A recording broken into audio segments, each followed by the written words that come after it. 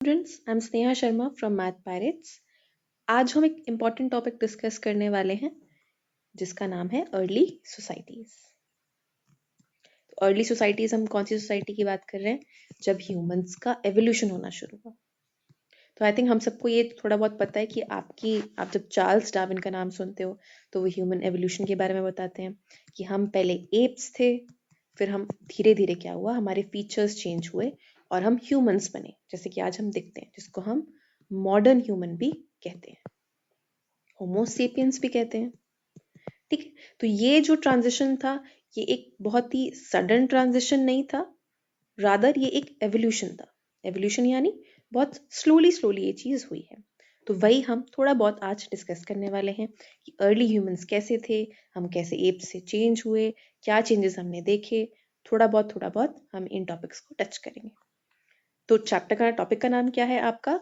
From the beginning of time. तो चलिए हम इसे डिस्कस करते हैं। सबसे पहले ये लोग क्या चीज कह रहे हैं? ये कह रहे हैं it was 5.6 million years ago that the first human like creatures appeared on the surface of earth। तो क्या था आपका? 5.6 million years पहले। 5.6 million यानी आपका 56 लाख years पहले क्या था आपका? जो हम आज ह्यूमन क्रिएचर्स देखते हैं, first human like creatures, in fact human like creatures appear होने आपको अर्थ पे दिखाई देते हैं, तब वो स्टार्ट होता है। और जब हम मॉडर्न ह्यूमंस की बात करें, मॉडर्न ह्यूमंस यानी जो हम जैसे ह्यूमंस देखते हैं, वो तो आपका 1,60,000 ईयर्स पहले आपको ओरिजिन उनका होना आपको दिखाई देता है। ठीक है, ये आपको थोड़ी बहुत टाइमलाइन अगर आप याद रख सकते हैं तो प्लीज याद रखिए। अब ये क्या बोल रहे हैं कि आपके जो अर्ली ह्यूमंस थे वो कैसे बिहेव करते थे? एक तो वो स्कैवेंजर्स थे, वो हंटिंग करते थे एनिमल्स की, वो गैदरिंग करते थे प्लांट प्रोड्यूस की, जो प्लांट्स है मतलब उनको तोड़ तोड़ के अपना खाना इकट्ठा करते थे। ठीक है, स्टोन टूल्स बनाते थे और कम्युनिकेट करना ऑलमोस्ट सीख ही रहे थे। तो ऐसे कुछ थे हमारे अर्ली ह्यूमंस या फिर ह्यूमन लाइक क्रिएचर्स जिनकी हम बात कर रहे हैं। ठीक है, अब आगे देखते हैं। अब ये कह रहे हैं कि discoveries of human fossils, stone tools and cave paintings help us to understand early human history. अब जो मैं ये चैप्टर डिस्कस कर रही हूँ, या फिर चार्ल्स डार्विन जब अपनी थ्योरी लेकर आए थे तो उनको कैसे पता चला कि अर्ली ह्यूमंस कैसे दिखते थे? वो तो वापस जा नहीं सकते थे टाइम में, तो उन्होंने किस चीज का सहारा लिया? Of human fossils, stone tools और केव में जो आपको पेंटिंग्स मिलती हैं, जो पुरानी केव्स हैं वहां पे आपको कुछ ऐसी पेंटिंग्स दिखती हैं जो कि आपकी अर्ली ह्यूमंस ने बनाई हुई हैं। उन सब के थ्रू हम अंडरस्टैंड कर पाते हैं आपकी अर्ली ह्यूमन हिस्ट्री को, अर्ली ह्यूमन सोसाइटी को और उनके एवोल्यूशन को। फिर क्या कह रहे हैं ये? The evidence for human evolution comes from fossils of species of human which have become extinct. कि ऑब्वियसली जो पॉपुलेशन, जो ह्यूमंस जो थे, जो पहले के ह्यूमंस थे, अर्ली ह्यूमंस थे, वो एक्सटिंक्ट हो चुके हैं, तो उनके जो फॉसिल्स हैं हम उनसे ये सब इंफॉर्मेशन डिराइव कर रहे हैं। अब हम ये कैसे डिराइव कर सकते हैं उन फॉसिल्स को? या तो हम डायरेक्टली केमिकल एनालिसिस उनका कर सकते हैं, या फिर indirectly by dating the sediments in which they are buried. तो क्या कर सकते हैं? मान लो मुझे कोई पुराने ह्यूमन का स्कल मिला या बोन मिली, उसको या तो मैं डायरेक्टली उसको स्टडी कर सकूं, उसका केमिकल एनालिसिस कर सकूं कि वो कौन से टाइम पे पाया गया था, उसका स्ट्रक्चर कैसा है, वो कैसे डिफरेंट है आज के ह्यूमन से। या फिर मैं क्या कर सकती हूँ कि जिस एरिया में वो पाया गया उस एरिया के सेडिमेंट्स को मैं स्टडी कर सकती हूँ। तो ये दो तरीके हैं फॉसिल्स को स्टडी करने के। ठीक है, और इन सब की हेल्प से हम लोग क्या कर रहे हैं? हम लोग एक सीक्वेंस तैयार कर रहे हैं ऑफ ह्यूमन एवोल्यूशन। तो आज से पहले के टाइम पे क्या था? रिलीजन में बहुत अच्छी खासी बिलीफ थी। तो जब ये फॉसिल्स डिस्कवर होने शुरू हुए तो उस टाइम पे क्या हुआ कि जो स्कॉलर्स थे उन लोगों को बहुत डिफिकल्टी आ रही थी, वो बहुत रिलक्टेंट थे ये एक्सेप्ट करने के लिए कि ये जो फॉसिल्स हैं, जो पेंटिंग्स हैं, ये अर्ली ह्यूमंस की हैं। ऐसा क्यों था? Because the Old Testament of the Bible according to which human origin was regarded as an act of creation by God. ठीक है, तो बाइबल के हिसाब से तो क्या था कि ह्यूमंस को गॉड ने क्रिएट किया है। लेकिन जब हमें ये फॉसिल्स मिलने लगे तो ऑब्वियसली हमारी जो ये वाली बिलीफ थी वो चैलेंज हो रही थी। तो बहुत टाइम लगा स्कॉलर्स को ये बिलीव करने में कि ये जो फॉसिल्स हैं वो अर्ली ह्यूमंस के हैं और ह्यूमंस ने इवॉल्व किया है। ठीक है, क्या होता है अब, अगस्त 1856 की बात है कि कुछ वर्कर्स को एक लाइमस्टोन की क्वेरिंग करते टाइम, क्वेरिंग मतलब जब वो खोद रहे थे, लाइमस्टोन ढूंढ रहे थे, तो उस टाइम पे उनको नियांदर वैली में, जो कि जर्मनी में लोकेटेड है, उनको एक स्कल मिलता है और कुछ स्केलेटल फ्रेगमेंट्स मिलते हैं। वो क्या करते हैं, उनको वो उसको हैंड ओवर करते हैं to Karl Fuhlrott, a local school master and natural historian. कि वो क्या करते हैं, उनको जो समझ में आता है वो चीज़ करते हैं।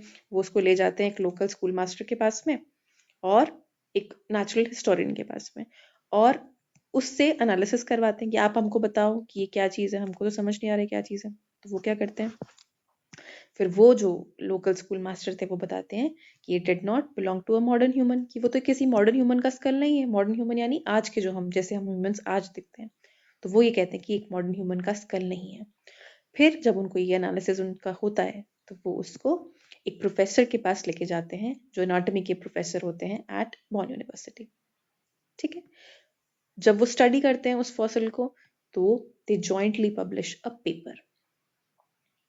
और उस पेपर में वो लोग क्या लिखते हैं, दैट कि वो जो स्कल है वो एक एक्सटिंक्ट ह्यूमन, एक ऐसी फॉर्म ऑफ ह्यूमन का स्कल है जो कि अब एक्सटिंक्ट हो चुके, जिसको अभी हम नहीं पाते, जैसे अब अभी हम नहीं दिखते। ठीक है, तो जब उन्होंने ये पेपर पब्लिश किया तो क्या हुआ, जो स्कॉलर्स थे उस टाइम के, they did not accept this view. वो मना कर देते हैं कि हम तो ये व्यू एक्सेप्ट नहीं कर रहे, क्योंकि ऑब्वियसली उस टाइम पे जो बाइबल का ओल्ड टेस्टामेंट था वो उनको बहुत इन्फ्लुएंस कर रहा था, और उसके हिसाब से क्या था, ह्यूमंस को तो गॉड ने बनाया है। ओके, आई होप आपको यहाँ तक समझ में आया होगा। उसके बाद क्या होता है, 24 नवंबर 1959 में, तो अभी हमने देखा 1956, 3 इयर्स के बाद क्या होता है, चार्ल्स डार्विन जो है वो अपना एक पेपर पब्लिश करते हैं जिसका नाम होता है on the origin of species. और उसमें वो क्या बताते हैं, Darwin argued that humans had evolved from animals a long time ago. तब वो ये व्यू पॉइंट अपना फिर से प्रपोज करते हैं, जो कि उन स्कूल मास्टर्स ने भी प्रपोज किया था और वो प्रोफेसर ने भी प्रपोज किया था, बट उस टाइम कोई बिलीव नहीं कर रहा था। तो चार्ल्स डार्विन अपने पेपर में भी सेम चीज कहते हैं कि ह्यूमंस का एवोल्यूशन हुआ है, हम हमेशा सेम नहीं दिखते थे और ना ही हमें गॉड ने क्रिएट किया है। ठीक है, we have evolved into the modern humans that we are today. तो यहाँ पे उन्होंने एक फोटो भी यहाँ पे अटैच की है of the skull that was found in Germany in the Neander valley. Okay, I hope आपको यहाँ तक की स्टोरी समझ में आई होगी। अब यहाँ से हमारा फर्स्ट टॉपिक स्टार्ट हो रहा है, which is the story of human evolution. तो देखिए यहाँ पे कुछ इमेजेस हैं, लुक एट दीज 4 स्कल्स। तो ये 4 स्कल्स की इमेजेस हैं। जो सबसे पहला स्कल है वो तो एक एप का है, ठीक है। दूसरा है वो एक होमो इरेक्टस, सॉरी, एक एस्ट्रालोपिथिकस का है। तीसरा एक होमो इरेक्टस का है, और फोर्थ जो है वो एक होमो सेपियन का स्कल है, जो कि हम हैं, मॉडर्न ह्यूमन। ठीक है, अब अगर आप इनके फीचर्स को अगर आप नोटिस करोगे तो काफी डिफरेंट फीचर्स है। देखिए इसका स्कल की शेप देखिए, फिर इसके स्कल की देखिए, फिर आप धीरे धीरे देख रहे हैं कि स्कल का साइज भी छोटा होता जा रहा है। जॉ देखिए कि जॉ में कितना डिफरेंस है, हमारी जॉ छोटी हो चुकी है अब थोड़ी सी। तो ये है basically evidence of human evolution, that we have evolved into the humans that we are today. तो अभी क्या यहाँ पे बोल रहे हैं, the differences that you notice in the skulls shown in the illustration are some of the changes that came about as a result of human evolution. तो वही मैंने चीज अभी बोली कि ह्यूमन एवोल्यूशन की वजह से ये सब जो आप स्कल में चेंजेस दिख रहे हैं ये आप नोटिस कर सकते हैं। It is possible to trace these developments back to between 36 to 24 million years ago. कि उस टाइम के स्पैन में आप ये चेंजेस होते हुए, ये डेवलपमेंट्स होती हुई ट्रेस कर सकते हैं। ठीक है, तो यहाँ पे एक छोटा सा, यहाँ पे काफी सारा डेटा था, काफी सारे ईयर्स थे, जो कि मैंने थोड़े से यहाँ पे समराइज करें फॉर बेटर मेमोरी, ताकि आप इजीली उसको समझ सकें। तो एक बार हम देख लेते हैं। तो 36 मिलियन ईयर्स अगो पहले क्या होता है, आपकी प्राइमेट्स करके एक कैटेगरी, जो कि मैमल्स की एक कैटेगरी है, उसका ओरिजिन होता है। उसमें क्या होते हैं, जैसे कि मॉन्कीज हो गए, एप्स हो गए, in fact humans are also primates. ठीक है। 24 मिलियन ईयर्स अगो, उससे पहले अगर हम पीछे जाएं, 24 मिलियन ईयर्स अगर हम पीछे जाएं, तो उस टाइम पे क्या होता है, इस प्राइमेट्स की कैटेगरी में होमिनॉइड्स करके एक ग्रुप नया बनता है, नया ग्रुप इवॉल्व होता है। ठीक है। फिर अगर हम 5.6 मिलियन ईयर्स पहले जाएं, तो इन होमिनॉइड्स की जगह होमिनिड्स आके उनको रिप्लेस कर देते हैं या फिर इवॉल्व कर जाते हैं इनटू होमिनिड्स। ओके, सबसे पहले तो हमने क्या देखा कि प्राइमेट्स आए, फिर प्राइमेट्स में कैटेगरी आई होमिनॉइड्स की, फिर वो होमिनॉइड्स क्या हुआ, चेंज होके होमिनिड्स बन जाते हैं। ठीक है, तो यहाँ पे लोग क्या बोल रहे हैं, while hominids have evolved from hominoids and share certain common features, there are major differences as well। कि इवॉल्व तो ये इसी में से हुए हैं कि होमिनॉइड्स जो थे, इसको हम नॉइड की तरह रेफर कर सकते हैं, नॉइड जो थे वो निड्स में कन्वर्ट हो गए। ठीक है, इवॉल्व हो गए। तो कुछ कुछ सिमिलैरिटीज दोनों में है, लेकिन कुछ कुछ डिफरेंसेस भी हैं। तो वो एक टेबल के फॉर्म में मैंने यहाँ पे मार्क किया है फॉर इजी मेमोरी अगेन। तो इसको हम एक बार देख लेते हैं। तो होमिनॉइड्स जो पुराने वाले थे, ये ओल्ड है, ये है न्यू। तो ओल्ड कैसे थे, उनका ब्रेन स्मॉल था। न्यू का कैसा है, न्यू का ब्रेन बड़ा हो गया। पुराने वाले कैसे थे, क्वाड्रूपेड्स थे। क्वाड्रूपेड्स यानी कि जो 4 पैरों पे चलते हैं, सॉरी 4 की 4 लिम्स अपनी यूज करते हैं। ठीक है, लेकिन अब क्या हुआ, होमिनिड्स कैसे हो गए, अपराइट हो गए, बाइपेडल हो गए, मतलब जिनके 2 पैर हैं और हाथ उनके फ्री हैं, हाथों का यूज वो चलने के लिए नहीं करते। तो अगर होमिनॉइड्स जो थे वो अगर 4 पैर पे चल भी रहे थे, पर फिर भी उनकी जो हाथ थे, हाथ बोल सकते हैं या फिर हम उसको 4 लिम्ब बोल सकते हैं, वो फ्लेक्सिबल थी। ठीक है, और आप होमिनिड्स में तो देख ही रहे हो कि वो 2 ही पैरों पे चल रहे हैं और उनके हाथ तो फ्री ही हैं, तो ऑब्वियसली फ्लेक्सिबल है।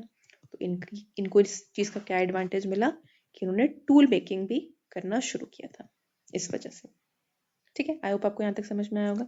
अब इन्होंने इसमें एक और चीज लिखी है कि जो आपके होमिनिड्स थे उनका अफ्रीकन ओरिजिन था। कि कहाँ ओरिजिनेट करते हैं आपके होमिनिड्स, सबसे पहले कहाँ इवॉल्व करते हैं, सबसे पहले वो करते हैं अफ्रीका में। इसके 2 एविडेंस हैं। तो पहला एविडेंस तो क्या है, फर्स्ट एविडेंस इसका ये है कि जो अफ्रीकन एप्स थे वो बहुत ही ज्यादा रिजेंबल करते हैं आपके होमिनिड्स को। तो हम ये बोल सकते हैं कि अगर ये रिजेंबलेंस है या फिर ये रिलेशन है, तो कहीं ना कहीं होमिनिड्स भी वहीं मिलते थे जहाँ पे आपके अफ्रीकन एप्स मिलते थे। ठीक है, ये आपका फर्स्ट एविडेंस हो गया।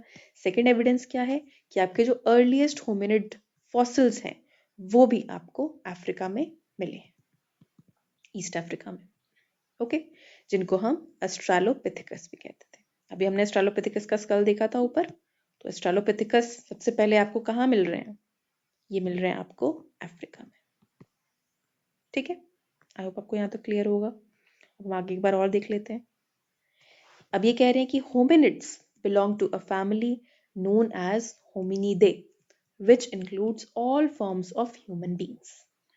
ठीक है, तो होमिनिड्स एक फैमिली को बिलोंग कर रहे हैं जिसका नाम होमिनिडे है, और इसमें ऑलमोस्ट हर तरह की ह्यूमन बींग्स, जो कि हम आगे देखेंगे कौन कौन से ह्यूमन बींग्स इंक्लूडेड हैं।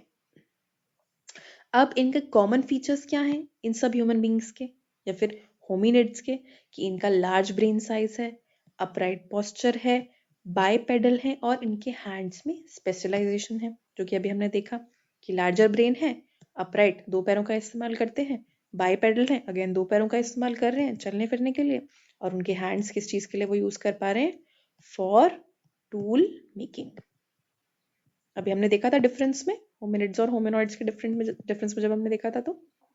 ठीक है, अब ये जो 2 कैटेगरी, अब आपकी होमिनिड्स जो है ना, उनको हम 2 कैटेगरीज में डिवाइड कर सकते हैं जीनस के बेसिस पे।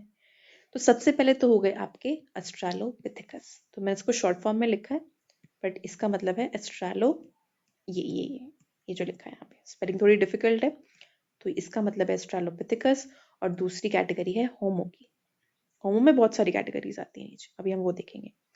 तो एस्ट्रालोपिथेकस का मतलब क्या है, तो ये एक वर्ड है जो कि एक लैटिन वर्ड से आया है ऑस्ट्रल, जिसका मीनिंग होता है सदन, और एक ग्रीक वर्ड से आया है पिथिकॉस, जिसका मतलब होता है एप। ठीक है, तो ऑलमोस्ट हम कह सकते हैं कि एप की कैटेगरी है। इसको हम क्या कह रहे हैं, एस्ट्रालोपिथेकस, और सदन यानी ये सदन हिस्सों में मिली होगी। ठीक है, समझ में आया। तो ऑस्ट्रेलोपिथेकस के अब हम कुछ फीचर्स देख लेते हैं और ये होमो कैटेगरी से कैसे अलग है वो भी हम देख लेते हैं। तो आपका जो ऑस्ट्रेलोपिथेकस है उनका ब्रेन स्मॉलर है, होमो का जो ब्रेन है वो लार्जर है। ठीक है, ऑस्ट्रेलोपिथेकस जो है उसकी जो जॉ है वो हैवियर है और होमो की जो जॉ है वो लाइटर है। ये आप जो चार ऊपर स्कल्स बने हैं उसमें भी ये चीज आप नोटिस कर सकते हैं कि ये आपका एस्ट्रालो है, इसकी जॉ देखिए, और ये दोनों होमो है, एक होमो इरेक्टस है, एक होमो सेपियन है, तो इनकी जॉस के साइज देखिए, लाइटर है ये कंपैरिजन में। ठीक है, और क्या डिफरेंस है होमो और ऑस्ट्रेलोपिथेकस में? तो होमो कैसे है, उनके टीथ जो है वो लार्जर टीथ है, और जो ऑस्ट्रेलोपिथेकस के जो टीथ हैं वो लार्जर टीथ हैं, और जो होमो है उनके टीथ कैसे हैं, they are smaller in size. ठीक है, अब ऑस्ट्रेलोपिथेकस का क्या है, लिमिटेड हैंड मूवमेंट है, लेकिन होमो का क्या है, हैंड मूवमेंट अच्छा खासा है, not limited, it is not restricted. ठीक है, ऑस्ट्रेलोपिथेकस का क्या है, रिस्ट्रिक्टेड अपराइट वॉकिंग। क्यों? क्योंकि वो ट्रीज पे पाए जाते हैं ज्यादा। वो कहाँ पे ज्यादा ड्वेल कर रहे थे, कहाँ ज्यादा रह रहे थे, ट्रीज पे। लेकिन जो होमो है वो लैंड पे भी आपको मिल रहे हैं घूमते फिरते, उनकी लाइफ लैंड पे भी बेस्ड है। तो होमो का क्या है कि उनका पोस्चर जो है वो अपराइट है, कि वो बाइपेडल है, दो पैरों का इस्तेमाल कर रहे हैं। ठीक है, आई होप आपको डिफरेंस समझ में आया होगा। थोड़ा सा कॉम्प्लिकेटेड है बट इसीलिए मैंने इसको साइड में पॉइंट ऑफ फॉर्मेट्स में लिखा है। ये सॉर्ट ऑफ कंपैरिजन है इन दोनों, इसलिए स्मॉलर, हेवियर, लार्जर जैसे वर्ड्स का हमने इसमें यूज किया है। फॉर इजी मेमोरी आप इसको ऐसे ही लिख के ऐसे ही याद कर सकते हैं। आगे आप देखते हैं थोड़ा सा। Over time, as tool making and long distance walking increased, many human characteristics also developed. कि धीरे धीरे क्या हुआ, टूल मेकिंग भी बढ़ने लगी और आपका लॉन्ग डिस्टेंस वॉकिंग भी इंक्रीज होने लगी। जब ये दो चीजें इंक्रीज हो रही थी तो आपका ह्यूमन बॉडी में भी चेंजेस आने लगे। ओके, आगे देखते हैं क्या बोल रहे हैं। तो देखिए ये ह्यूमन बॉडी के कुछ चेंजेस हैं ऑन द बेसिस ऑफ आपका मूवमेंट और टूल मेकिंग। इसको हम कहते हैं पॉजिटिव फीडबैक मैकेनिज्म। इसका मतलब क्या है कि एक कोई पॉजिटिव चीज हुई, it led to another positive thing, then it led to another positive thing and it becomes a loop, it becomes a feedback mechanism. ये पॉजिटिव चीज फीडबैक दे दे के एक नई पॉजिटिव चीज को क्रिएट करिए। इसका एग्जाम्पल इन्होंने क्या लिया यहाँ पे, जैसे कि आपका क्या हो गया कि मान लो पुराने ह्यूमंस ने जब अपराइट वॉकिंग शुरू करी, बाइपेडल जब वो हुए, ठीक है, उससे क्या हुआ, उनको किस चीज में हेल्प मिली, उनके हाथ फ्री हो गए, तो वो टूल्स बना सकते थे, ऑब्जेक्ट्स कैरी कर सकते थे, अपने बच्चों को भी कैरी कर सकते थे। उससे क्या हुआ, वो टूल बना रहे थे, अभी हमने चीज देखी कि हैंड्स फ्री हो गए तो टूल बना रहे हैं। ठीक है, टूल बनाने के साथ साथ और क्या कर रहे हैं वो, उनका जो है साइज और कैपेसिटी ब्रेन का इंक्रीज होने लगा, स्मार्टर होते गए, शार्पर होते गए, बड़ा ब्रेन साइज तो इसका मतलब मोर स्मार्टनेस, मोर शार्पनेस। ठीक है, और क्या हो रहा था, उनको विजुअल सर्वेलेंस करने को मिल रहा था अपराइट पोस्चर की वजह से कि वो दो पैरों पे खड़े हैं तो वो ऊपर देख सकते हैं हर जगह। ठीक है, और वो लोग क्या कर रहे थे, लॉन्ग डिस्टेंस वॉकिंग कर सकते थे और हंटिंग और फॉरेजिंग भी कर सकते थे अपने साथ साथ, वॉक करने के साथ साथ। तो इसको हम कहते हैं पॉजिटिव फीडबैक मैकेनिज्म, जिसमें one positive thing is leading to another positive thing. ठीक है, तो क्या बोल रहे हैं लोग, खड़े होने की वजह से क्या था, जब वो अपराइट हुए तो उससे क्या था, far less energy is consumed while walking as compare to the movement of quadruped. तो क्वाड्रूपेड्स का तो क्या था कि वो चारों पैरों का इस्तेमाल कर रहे थे तो ज्यादा एनर्जी खर्च हो रही थी, लेकिन अगर आप सिर्फ दो ही पैर का इस्तेमाल कर रहे हो तो कम एनर्जी खर्च हो रही है, तो आपकी और एक्टिविटीज में एंगेजमेंट बढ़ जाती है। फिर देखते हैं ये लोग क्या कह रहे हैं। अभी कह रहे हैं कि around 2.5 million years ago, with the onset of a phase of glaciation or an ice age, when large parts of the earth were covered with snow, there were major changes in climate and vegetation. तो क्या था कि जब आपका glaciation का जो phase आ रहा था, जब ऑनसेट हो रहा था, तो अर्थ के क्लाइमेट में और वेजिटेशन में बहुत सारे चेंजेस हो रहे थे। क्या हो रहा था, ग्रासलैंड्स वर एक्सपैंडिंग, ठीक है, ग्रेजुअल एक्सटिंक्शन हो रहा था of early forms of Australopithecus, और क्या हो रहा था, आपकी होमो की जो कैटेगरी है वो राइज कर रही थी। ऑस्ट्रेलोपिथेकस खत्म होने लगा और होमो की कैटेगरी राइज कर रही थी, और बेटर अडेप्टेशन किसका था टू द ड्रायर कंडीशंस, आपका होमो सेपियंस का या फिर होमो इरेक्टस का। ठीक है, आई होप आपको यही समझ में आया होगा। अब हम आगे थोड़ा सा और देख लेते हैं। तो आपका जो होमो है, it comes from a Latin word meaning man. ठीक है, होमो का मतलब होता है मैन। फिर scientist distinguish among several types of homo. अभी मैंने बताया था कि बहुत तरीके के होमो होते हैं। तो एक तो होते हैं आपके होमो हैबिलिस, जो कि होते हैं टूल मेकर्स, जो टूल्स बनाते हैं। एक होते हैं होमो इरेक्टस, जो कि अपने दो पैरों पे चलते हैं, बाइपेडल होते हैं, अपराइट मैन। ठीक है, फिर होते हैं एक होमो सेपियंस, यानी कि वाइज और थिंकिंग मैन। तो आपके जो होमो इरेक्टस थे वो हमको कहाँ मिल रहे थे, अफ्रीका और एशिया वाले रीजन में।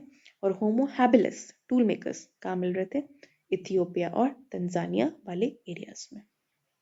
तो ऑलमोस्ट वही अफ्रीका और एशिया वाला ही एरिया है ये पूरा, अगर हम मोटा मोटा देखें तो।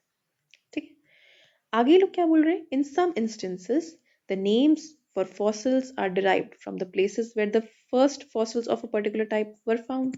तो कभी कभी ऐसा होता है कि मान लो जहां जिस जगह से वो फॉसिल मिला, उसी जगह के नाम पे उस फॉसिल का भी या उस स्पीशीज का भी नाम पड़ जाता है, जैसे कि होमो निएंडरथालेंसिस। ठीक है, ये कहाँ मिले थे, निएंडर वैली में, तो इनके नाम में भी निएंडर आ गया। तो वही ये लोग कहने की कोशिश कर रहे हैं। ठीक है, फिर आगे क्या कह रहे हैं, the earliest fossils from Europe are of homo heidelbergensis and homo neanderthalensis. ठीक है, और ये होमो निएंडरथालेंसिस है, चाहे वो हिडलबर्जेनेसिस है, दोनों ही होमो सेपियंस की कैटेगरीज हैं। तो यूरोप में आपको सबसे पहले फॉसिल्स होमो सेपियंस की कैटेगरीज ही मिलती हैं।